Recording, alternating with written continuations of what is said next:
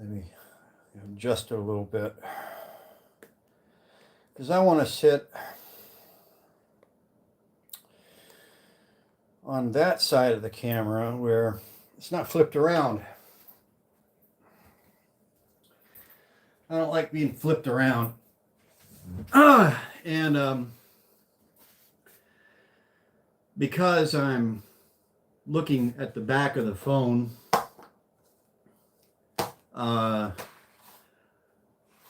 I can't see the chat. I'll have to repeat that as I go along. Yeah, I'm putting this out live stream on my phone because for whatever reason, YouTube seems to get live streams out to a broader audience when it's done through a phone. And last night I did a kind of an impromptu, rather discombobulated stream on the topic of how I overcame a decades-long alcohol problem by making music. So I'm sitting here. I did that one outside last night. I'm going to sit here in my my classroom in the air conditioning and do this one. And this one's going to be a lot more structured. I don't know. I'm just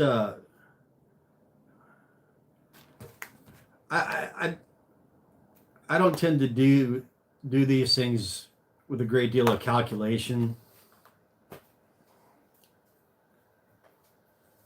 It went down like this. I had some good response from the stream last night, and got like over 300 views and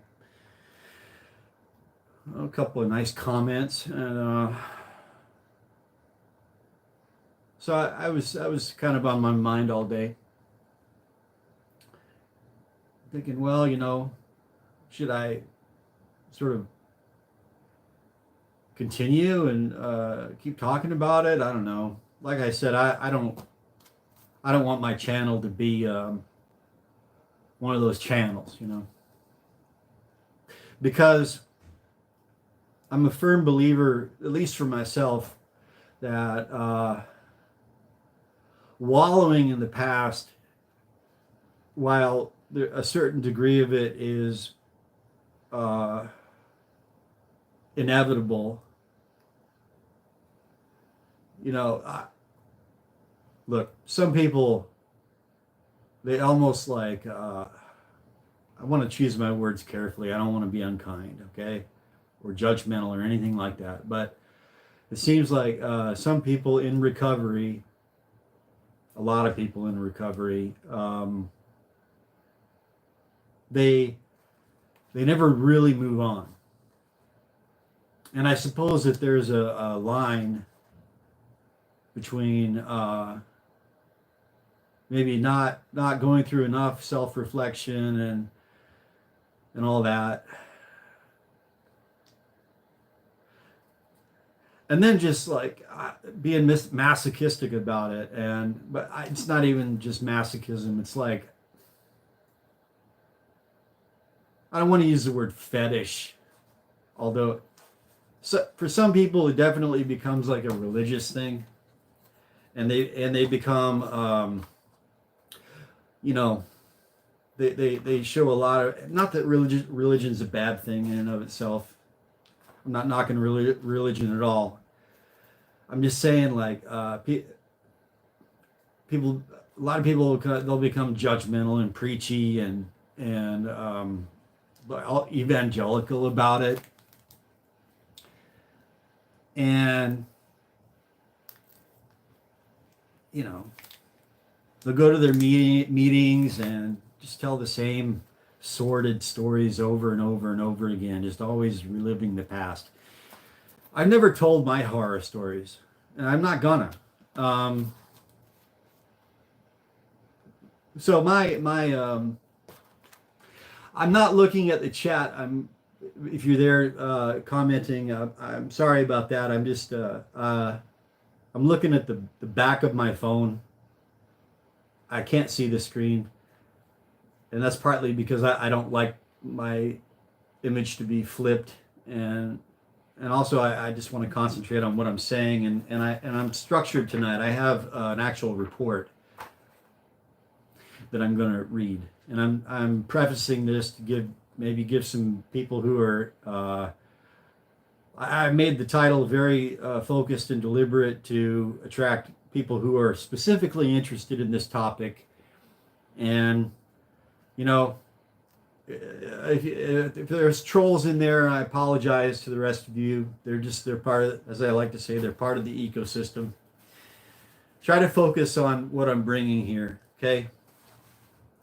If you're in need of this kind of information, this is why I'm doing this. So I started this channel with the idea of maybe I could help other alcoholics overcome their addiction as I did with essentially art therapy, which is a thing, and specifically music as an art, as a form of art therapy, making music, writing songs, recording them, playing them, performing them, recording them, all that. But and for a long time, it's like, I don't know, I just didn't seem to make any headway finding those people. And so I just focused on the music production. But now, I don't know, I just seem to be drawn by this sign and that sign and the other sign to maybe draw some attention to this again. And this time it just happened to be I finished work and I checked my phone and there was like, oh, your new Android updated system has new features. Do you want to check it out? All right, whatever. And it came up that I've got this Google AI Gemini. It's like, here's how you can generate a research report with Gemini. And then the thought pops into my head, well, see, I like to use the devil's tools against him. I'm a big believer in that. And yeah, why not? So I looked up, I'll just dive right into it. I'm assuming there might be some people watching by now, and so I'll get started. That's how this sort of gelled all of a sudden. And so I opened the Gemini app and I put in my prompt and it generated a really nice report. It didn't provide like receipts in terms of like endnotes and studies and all that, but as I haven't done due diligence, but I think it's pretty much on point. And I might even like use this as a structure to like dive in and actually look up studies and actually find the receipts and maybe do a series of videos on this, diving into more detail. But this is the report that Gemini produced. And I didn't write it. This was generated literally like 20 minutes ago, and I just went to the printer and printed it up. So here I am. Okay, so again, I can't see the chat. I'm not trying to be rude. It's just this is the way I'm doing it. This is a Lean Bear channel. Actually, Lean Bear is originally a beloved guitar. And I took on the name. My name is Matt. This is my channel. Okay, and I'm going to put the link to this Gemini report in the description of this video stream. After it's concluded, I'll put the link in the description. You can click on the link and you can go read this and print it off for yourself. Fair enough? Okay. How creating and recording music helps overcome alcohol addiction. That's an incomplete title. It doesn't include recover from, but it's in here. Okay, I didn't print out the prompt, but the prompt is there if you click on the link, okay? All right, music therapy, which often includes active music making like creating and recording, is increasingly recognized as a valuable complementary treatment for substance use disorders. Here's how it helps.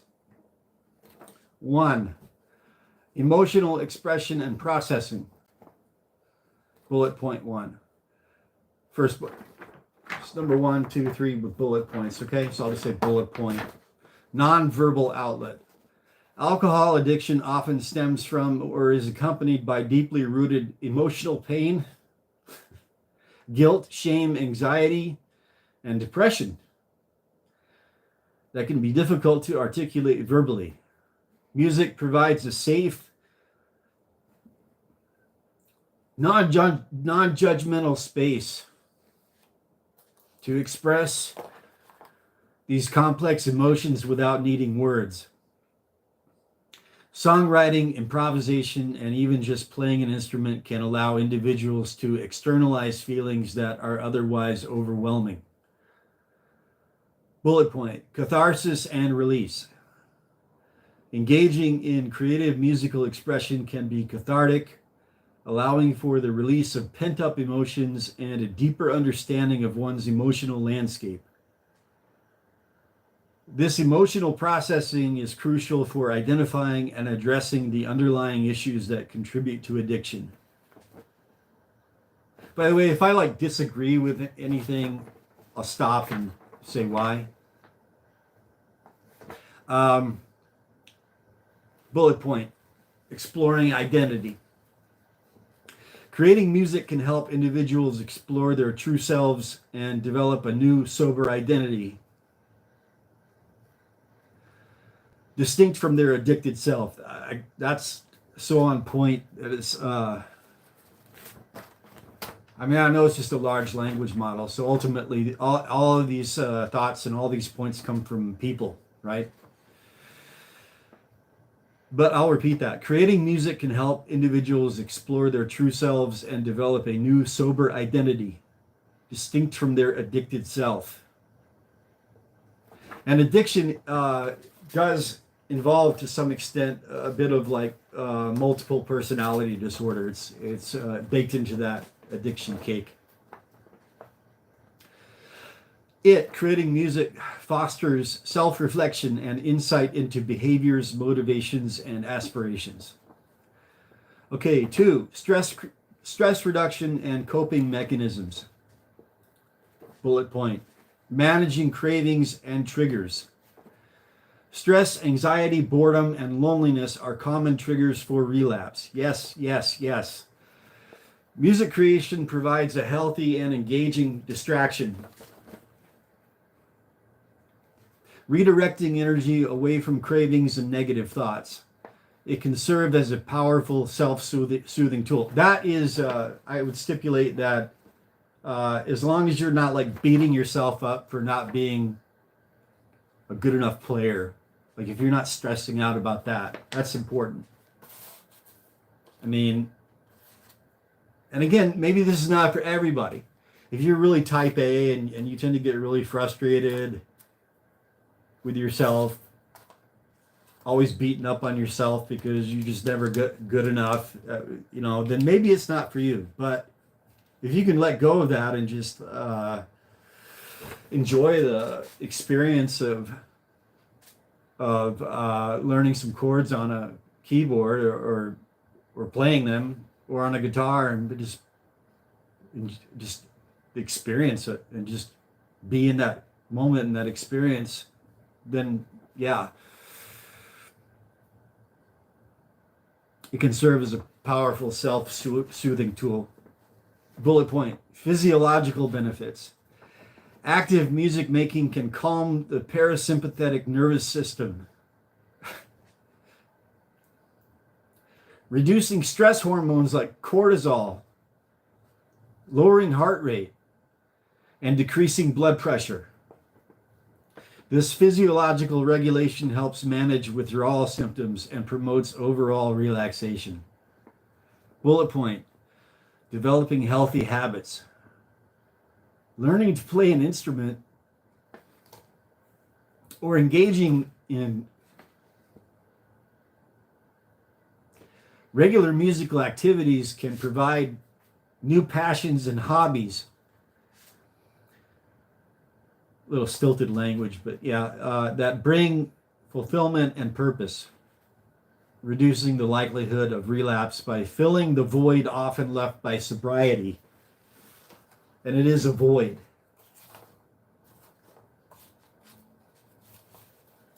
A void.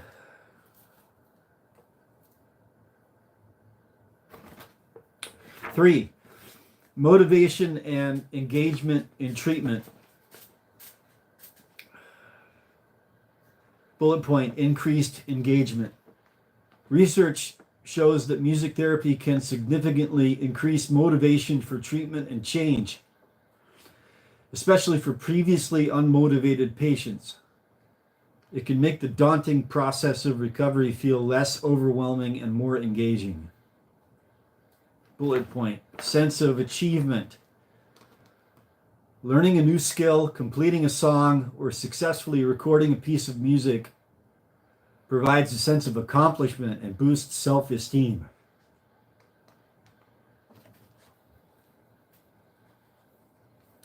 Which is often severely damaged by addiction.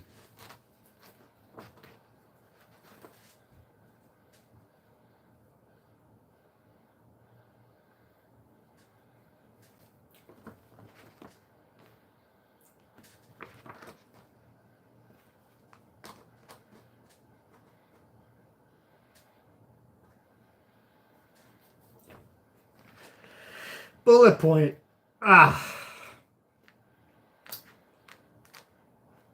It's kind of unexpected, you know. It's like I don't typically like get emotional.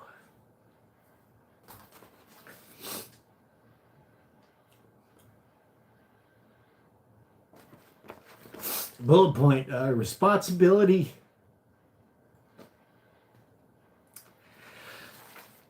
Responsibility and discipline.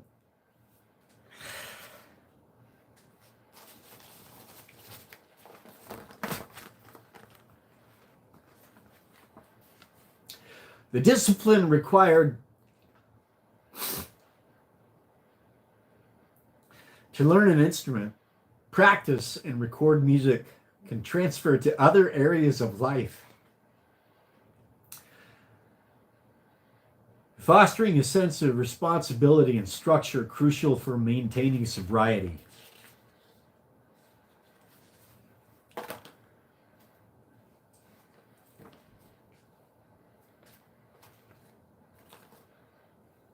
Four, social connection and communication. Bullet point: group therapy. Group music therapy. Okay, I don't know about this. But I'll read it anyway. Group music therapy sessions involving activities like drumming, singing, or collaborative music creation foster a sense of community, belonging, and shared experience.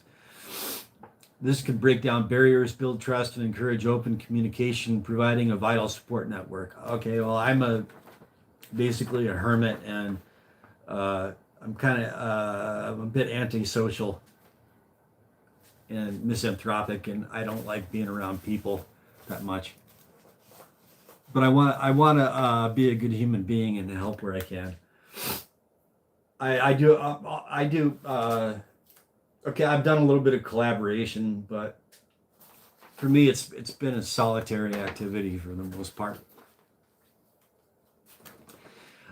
Bullet point: improved communication skills. For those who struggle with verbal communication, music can offer an alternative way to interact and connect with others. Okay, that was the first section. Okay, so All right, so that section title was How Creating and Recording Music Helps Overcome Alcohol Addiction. That was the first section out of 2 sections. I can't see the chats, so don't take it personally that I'm not responding. The phone is turned around and I can't see the screen. This is section 2, healing mentally, emotionally, and neurologically from alcohol addiction damage.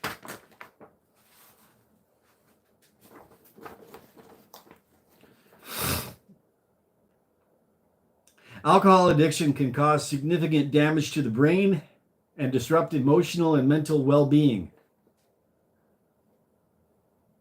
Music creation can play a vital role in healing these aspects. 1, mental and emotional healing. Bullet point, mood regulation. Music creation has been shown to boost dopamine levels, which can help restore the chemical balance in the brain often disrupted by addiction.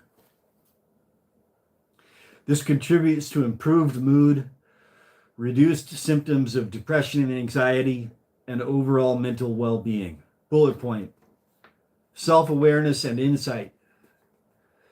The creative process encourages introspection, allowing people to gain insights into their behaviors, thought patterns, and the root causes of their addiction.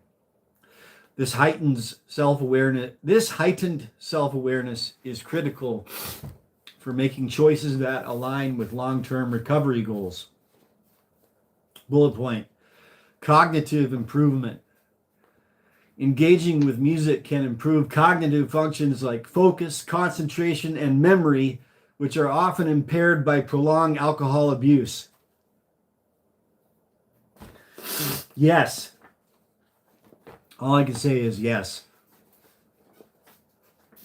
That's true structurally in your brain. It's structurally true. It physically heals your brain. Bullet point, emotional resilience. Through repeated engagement with music, individuals can learn to regulate their emotions more effectively, leading to improved mood stability and emotional health. Okay. 2, neurological healing. I'm sorry, I feel like allergies are coming on. I'm starting to get itchy. 2, neurological healing. Parentheses, brain plasticity. Also called neuroplasticity. Look it up. It's a thing, man. It's been studied a lot. Bullet point, neurotransmitter balance. As mentioned, music can help regulate neurotransmitters like dopamine, which are central to the brain's reward system and are significantly impacted by alcohol. By stimulating these pathways naturally, music creation can aid in repairing disrupted brain chemistry. Bullet point, brain plasticity. Creating and performing music is a highly complex activity that engages widely distributed brain areas, including those involved in executive functions, memory, processing speed, language, and motor skills. This engagement can trigger functional and structural brain plasticity, meaning the brain can reorganize itself, form new neural connections, and potentially recover lost functions.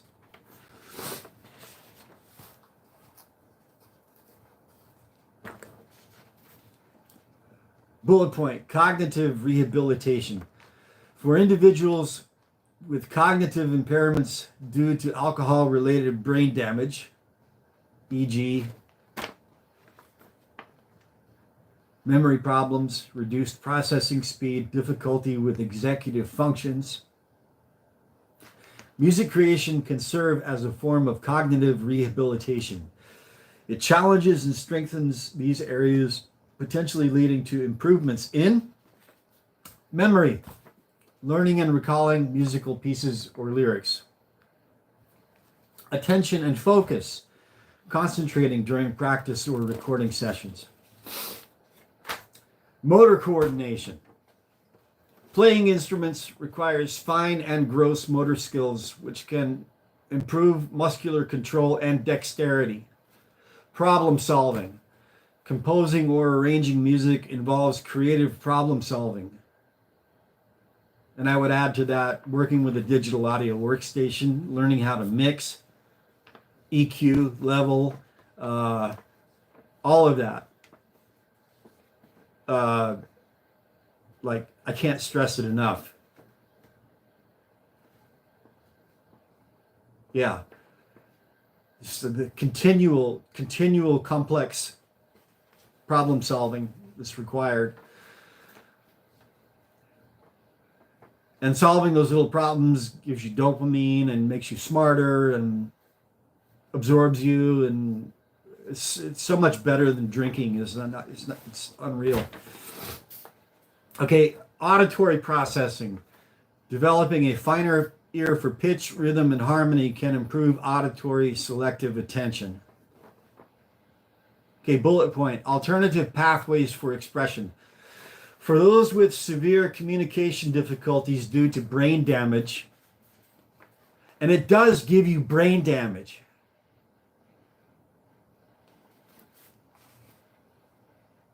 Even if you drink responsibly, you know, it is a toxin, and it doesn't make your brain better.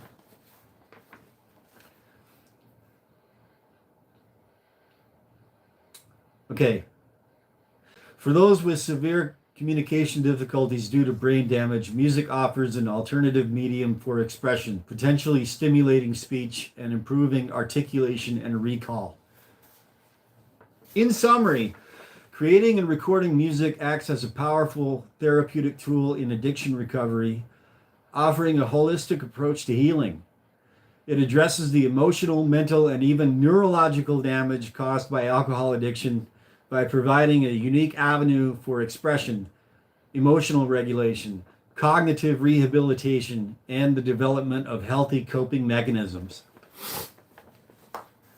It's important to note that while music creation offers significant benefits, it's typically used as an add-on treatment alongside standard care such as detoxification, individual therapy, and support groups. The duration and consistency of music therapy also seem to play a role in its effectiveness, with longer-term engagement leading to greater reductions in craving and increased motivation. And disclaimer, yeah, look, I mean, I was fortunate. Like, some people need medical intervention to get through alcohol cessation. It's one of the drugs that can kill you. Some people it can kill you dead. That's if you try to stop without medical assistance. If you're one of those people, you need to find out, like, before you even attempt it. But yeah, I mean, all of this, as far as I'm concerned, is like, it's really on point. I was so impressed with it. I thought, yeah, I got to sit down and read this and put it out there. See, is there anything else I want to add? I guess not.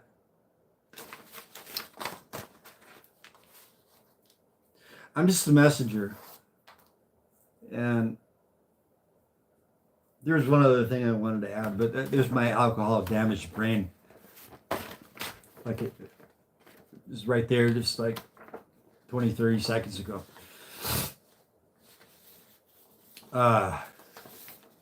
It occurred to me in the last paragraph, next to last paragraph, I think.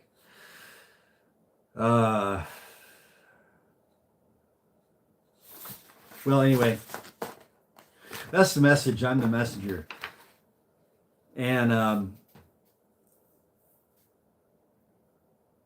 I mean, I'm here. I'm making myself available for. Uh, I'll be really straight up and honest. When I think about like being there for someone who is in need, who's interested in this approach, naturally kind of comes to mind like dudes, like working with dudes, guys, because like I don't know, I'm married and I mean I'm kind of like I don't know. I just have a certain sense. I don't have female friends. It's just a matter of hygiene or something. But if you're a woman and you want to talk to me about it, that's fine. Just for some reason, I think this is more like something that dudes would be in for.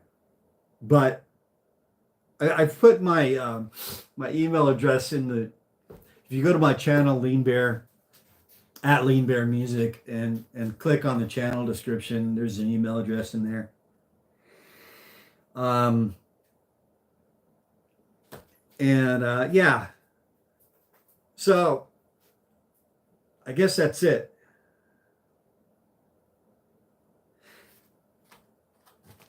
And maybe I will do like a series getting into some more details, not so much in the first part, but on this, like the healing part of it, especially the neurological healing part of it. I might get into the weeds on that. Okay, so now I'm going to go around and look at the screen and say goodbye. Hang on.